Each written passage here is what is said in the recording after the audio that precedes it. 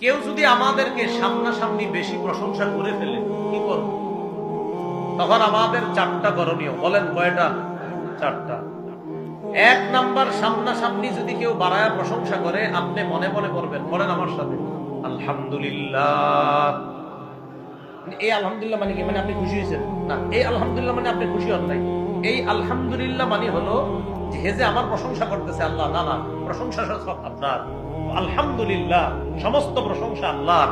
তাহলে কোন ব্যক্তির আপনার প্রশংসা করতেছে, সামনাসামনি কি করবেন? তখন বলবেন, মনে মনে বলবেন, আলহামদুলিল্লাহ আলহামদুলিল্লাহ, মানে আল্লাহ প্রশংসা সব আপনার, আমার না। এগুলো এক নম্বর। দুই নম্বর, যিনি প্রশংসা করবে, আপনার সামনে যখন প্রশংসা করবে, তখন আপনি মনে মনে পড়বেন আস্তাগফিরুল্লাহ। পড়েন, কি পড়বেন? মানে আল্লাহ, আমি যোগ্য না, মাফ করে দেন। তিন নাম্বার, যদি